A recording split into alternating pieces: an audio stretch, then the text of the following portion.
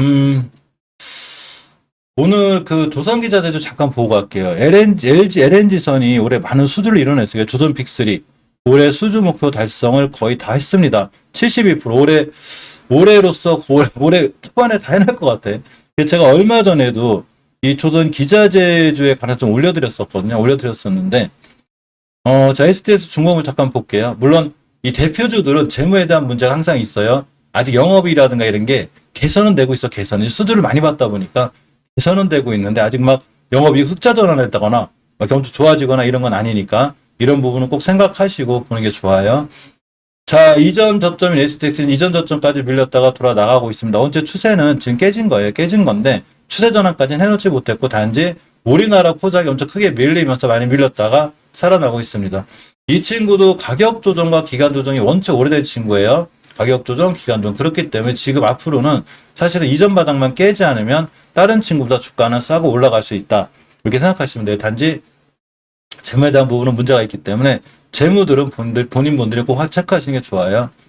자, 현대미포조선 절대 위치가 낮지 않아요. 높아요. 따라서 5개월 선이라든가 변곡점을 깨게 되면 굉장히 이번 달 종가상 무조건 이 자리에 안 깨야 되고, 예, 태성생물 확인했어요. 이런 자리에 안 깨야 되고. 자, 주봉에서 보게 되면 헷갈리면 제가 주봉 보라고 그랬죠. 그렇게 시장이 밀리는데도 있지 않겠죠. 제가 저번 영상 올려드렸듯이 이번에 주식시장이 폭락할 때 살아남은 섹터가 딱 조선기자재하고 조선주예요. 이 한 섹터만 간신히 태양광과 풍력하고 여기만 살아남았고, 태양광 풍력은 이제 고점에서 타신 분들이 물린 거지 우리가 봤던 지점에서 보면 그 친구들 하나도 폭락 안 했어요. 그러니까 결국 버텨준 친구들이 딱 조선기자재하고 태양광 풍력밖에 없더라고요. 나머지는 많이 밀렸어요. 자, 입전 안 깨고 있죠. 잘 안 깨고 있고. 한국조선해양도 주봉 기준으로 볼 필요가 있는데 일단 월봉은 원체 낮아요. 바닥권이고. 자, 주봉에서 보게 돼도 당연히 이렇게 좀 잘 지켜졌죠. 시장보다 굉장히 강했어요.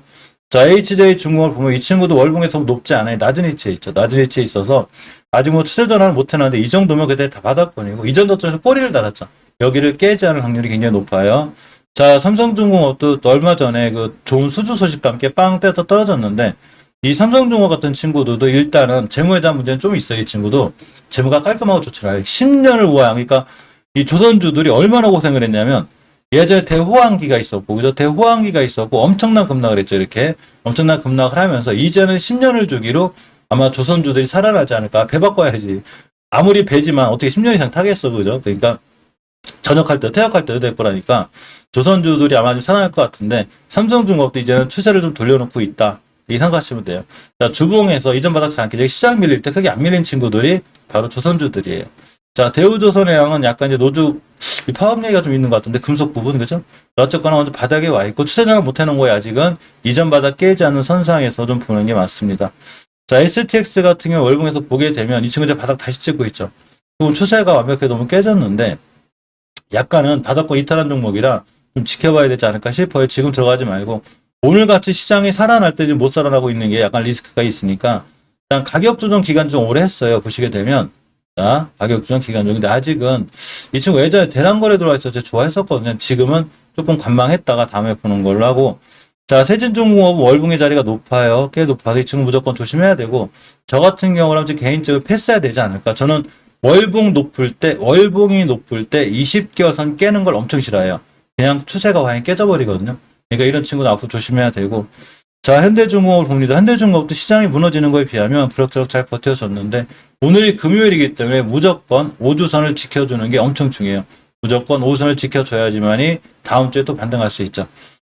상황은 나쁘진 않은데 역시 낮은 위치는 아니에요. 주봉에서도 딱 20주선 이런 자리들을 지켜주는 게 굉장히 중요합니다. 20주선을 지키고 나가야, 그죠? 지키고 나가야 좀 좋아질 수 있는 자 이런 상황이 되죠. 자, 제가 이제 조선기자재주를 얼마 전에 받들었는데, 뭐 제가 좋다, 제가 좋아 보인다 좋은 건 아니에요. 저는 주식을 떨어지고 올라가는 걸 맞출 수 있는 사람이 아니에요. 우리는 추세를 봐야죠. 엄연히 금방 말씀드렸듯이 깨지 않아야 될 20개월서 안 깨고 있죠. 엄연히 안 깨고 있는 거예요. 그죠? 안 깨고 있으면서 이쁘게 추세를 잘 유지해주고 있으니까 앞으로 KSP 같은 친구들은 역시나 20개월 선만 깨지 않으면 좋은 추세가 유지가 되고, 한라 IMS도 사실 월봉에서 바닥권이거든요. 이 친구. 이 친구도 조선기자재 관련주가 상당히 좋아요. 메리트가 있어서 월봉 바닥권에서는 매수해 볼만한 위치가 되고, 이전 저점들만 깨지 않으면 되겠죠. 그죠? 자, 대양전기 그것도 반등해주고 있는데, 이 친구도 이제 더 이상 오늘 저점 같은 데는 깨지 않는데 밀릴 만큼 밀렸어요. 오늘 시장이 반등해주는 가장 큰 이유 중에 하나가 진짜로 우리나라 소비자 지수가 내가 봐도 너무할 정도로, 너무 심할 정도로 모든 종목이 코로나 때, 우리가 지금 코로나 때만큼 심각한 게 아니거든요. 예전에 금융위기만큼 밀렸어. 근데 우리나라가 지금 예전에 금융위기만큼은 아니에요. 제가 생각했을 때. 외환보유고도 많고, 막, IMF 외환보유고도 없었잖아. 지금은 외환보유고도 많고, 실제로 이렇게까지 밀릴 일이 없거든요. 홍콩 증시도 좋고, 중국 증시도 좋은데, 우리나라만 반대 매매라든가 신용 부분 때문에 많이 밀린 건데, 이 부분들이 해소가 돼서 올라가는 거예요. 근데 완벽 해소가 안 됐기 때문에 시간은 꽤 걸리지 않을까, 이런 생각을 해보고, 제가 생각하는 성광밴드 태강은 아직 자리가 좋은 것 같아요. 물론 성광밴드 같은 경우 들어가기가 좀 불편하긴 해요. 여기 5개월 선만 안 깨면 되거든요. 위치가 낮진 않아서 자리가 좀 불편하긴 한데 역시나 20주선, 21선 뭐 이런 자리 안 깨면 되고 이 친구들은 단기적으로 보면 안 돼요. 속도가 느려요. 막 이렇게 막 상한가를 가고 난리 난 친구들이 아니에요. 그냥 뭐 4%, 5%, 뭐 2% 떨어졌다가 3%, 5% 이렇게 차근차근 움직이는 친구들인데 태광도 앞으로 5개월 선만 안 깨면 제 생각에는 추세를 유지할 수 있죠. 왜냐하면 조선기자재도라는 게 간단하죠. 아니 배수주를 지금 계속 받고 있거든요. 그럼 부품이 들어가야 되잖아. 그죠? 지금 만들 거 아니에요. 그래서 이러한 호황을 아마 조선기자재도 좀 누리지 않을까. 제 개인적인 생각이고. 동성화이텍도 이전 바닥만 안 깨면 돼. 사실 동성화이텍 위치가 낮진 않은데. 이전 바닥만 안 깨면 되고. 자, 주봉에서도 바닥이죠. 이런 데만 안 깨면 이 친구도 조선기자재로 연결이 돼 있고. 자, 삼영인씨입니다. 삼영인씨도 당연히 조선기자재 관련주인데. 이 정도면 제가 생각할 때는 야, 코로나 때 여긴데, 그죠? 진짜로 해도 너무한 거 아니에요?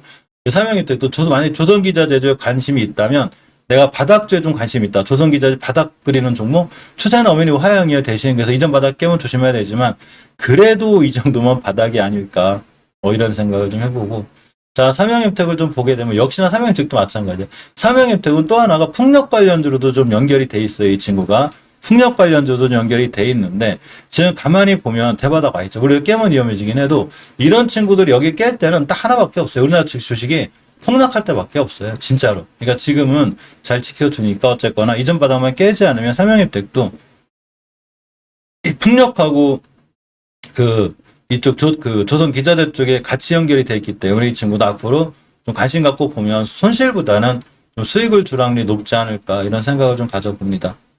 자, STX 엔진을 볼까요? 사실 STX 엔진은 시장보다 강했어요. 지금 항상 강하고 주봉에서 보게 돼도 전혀 안 밀리고 있죠. 깨지 않아야 될 60선 전혀 안 깨고 있는데 이런 자리만 안 깨면 돼요. 시장이 그렇게 폭락해도 하나 밀린 것도 없어요. 이 친구. 진짜 안 밀리더라고요. 제가 계속 보고 있었는데 야, 너 참 시장보다 진짜 강하다. 이거 들고 계신 분들 좋겠다. 제가 그랬거든요. 딱 240에서 지하권으로만 들어오지 않으면 STX 엔진도 당연히 HSD 엔진이라든가 STX 엔진 같은 친구들이 전체적으로 다 조선 기자재 관련주잖아요. 그죠? 그래서 상황이 굉장히 좋을 수 있는 이렇게까지 갈 수 있습니다. 자, 한국화분을 봅니다. 한국화분을 좀 보게 되면 자, 월봉에서 봤을 때 딱 5개선만 안 깨면 된다고 안 깼죠. 시장이 그렇게 밀려도 5개선 안 깼기 때문에 앞으로도 절대 5개선 안 깨야 돼요. 자, 주봉에서 보게 되면 오늘 종가상 매물대 위에 올려놓으면 다음 주에도 좋아질 수 있고 대신에 밀려놓으면 다시 밑으로 밀려요. 이 친구도 시장 그렇게 흔들릴 때 심하게 흔들리지 않았어요. 오히려 올라갔다 떨어진 자리만 잘 지켜주고 있었는데 아까 알려드렸듯이 조선기자재 관련주들이 전체적으로 보면 요번에 시장 폭락하고 이럴 때 굉장히 잘 지켜줬어요. 굉장히 들려요 선생님 목소리 굉장히 잘 지켜줬기 때문에 지금 아직은 괜찮다 이렇게 보이고 사실 HSD 엔진 같은 경우도 좋긴 한데 제가 봤을 때 좀 높아서 딱 하나만 조심하면 돼요. 20개선만 안 깨면 이 추세가 유지가 돼요. 대신에 깨고 내려면 조심해야 되고 딱 이렇게 60주선 이런 데들 월봉 기준으로 보는 게 제일 좋아요. 그냥 일봉은 그냥 매수 매도 타이밍을 잡는 거예요. 제가 알려드렸죠. 우리가 현재 주가 위치 내가 지금 살려고 하는 주식이 싼지 비싼지는 어디서 봐야 된다? 월봉에서 봐야 되는 거예요. 무조건. 라고 우리가 그 주식을 추세의 전환과 턴이 되어 있는지 추세가 올라갈 건지는 주봉에서 확인하시면 돼요. 이 두 가지를 가지고 일봉에서는 그냥 매수 매도 타이밍 잡는 거에는 하는 일이 없어요. 이건 수행 관점에 그린 거고 단타나 단긴 또 틀려요. 단타하시면 일봉도 중요해요. 당연히 분봉도 중요하고 그죠? 자, 그래서 어쨌거나 지금은 HSN도 추세는 좋다. 지금 특히 주봉에서 추세가 좋기 때문에 이 선이 올려놨죠. 딱 여기서만 끝나주면 다음 주부터는 또 20주선만 깨지 않으면 상황이 좋아질 수 있는 이런 게 됩니다. 자, 조선 기자재라든가 조선주들 관심 있으신 분들은 제가 얘기한 종목 중에서 바닥권에 있는 종목들은 우리가 한두 번 관심을 갖고 봐도 되지 않나 이런 생각을 좀 가져봅니다.